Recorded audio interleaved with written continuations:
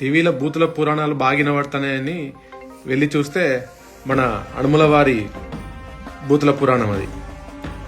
గత 2 సంవత్సరాల నుంచి ప్రభుత్వం ఏర్పడినప్పటి నుంచి కేసీఆర్ తిట్టడం తప్ప వేరే పని లేదు నీకు. ఇంకా కేసీఆర్ గారు బయటకు వచ్చి ఏం మాట్లాడి నిన్ను ఒక మాట మాట్లాడిండా? నీ గురించి ఏమన్నా నీ పేరు తీసిండా? కనీసం 53 నిమిషాలు కేసీఆర్ గారు మాట్లాడితే తెలంగాణ ప్రయోజనాల గురించి ఒక సబ్జెక్ట్ మీద మాట్లాడాడు. కేసీఆర్ గారిని మీరు ఇష్టం వచ్చినట్లు ఎన్ని రకాలుగా తిట్టినా గానీ ఆయన ఏ రోజు కూడా బయటికి రాలేదు, మాట్లాడలేదు. ఎప్పుడైతే తెలంగాణకు అన్యాయం జరుగుతుందని చెప్పి కృష్ణా జలాల మీద మళ్ళొక ఉద్యమం అవసరం అని చెప్పని నిన్న బయటకు వచ్చి దానిపైన మాట్లాడాడు.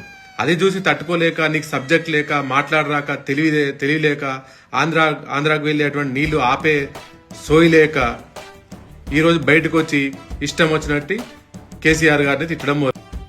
కేటీఆర్ ముఖం చూస్తున్నట్టు ఈయనకేమో గుర్తు వస్తుందట. ఏం గుర్తొస్తుంది కేటీఆర్ ను చూస్తే? కేటీఆర్ ను చూస్తే వాళ్ళ నాయన గుర్తుకొస్తాడు, తెలంగాణ ఉద్యమం గుర్తుకొస్తుంది. నీ ముఖం చూస్తే ఏం గుర్తుకొస్తుంది? ఓటుకు నోటు దొంగ దొరికినా అది గుర్తుకొస్తుంది, అంతకు మించి ఏం గుర్తుకు రాదు. నువ్వు కేటీఆర్ గురించి, కేసీఆర్ గురించి మాట్లాడే స్థాయి అని. ఎందుకు మీకు పాలన ఇచ్చారు, పాలన చేత కాదు, కనీసం సైలెంట్ గా నన్ను ఉండడం నేర్చుకోండి.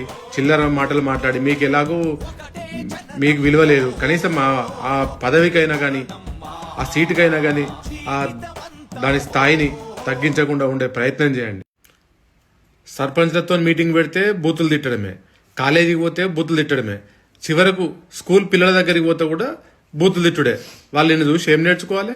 చదువు దండుగా అంటాడు, ఇంగ్లీష్ దండుగా అంటాడు, ఇంగ్లీష్ వచ్చినోడు వేస్ట్ గాడు అని చెప్పని అంటాడు, ఇంగ్లీష్ వచ్చినోడు డ్రైవర్లు అమ్ముకుంటూ అంటాడు. ఇదా నువ్వు సమాజానికి ఒక ముఖ్యమంత్రి స్థాయిలో ఉండి నేర్పేటువంటి, నువ్వు ఇచ్చేటువంటి మెసేజ్? ఇప్పటికైనా మార్చుకో.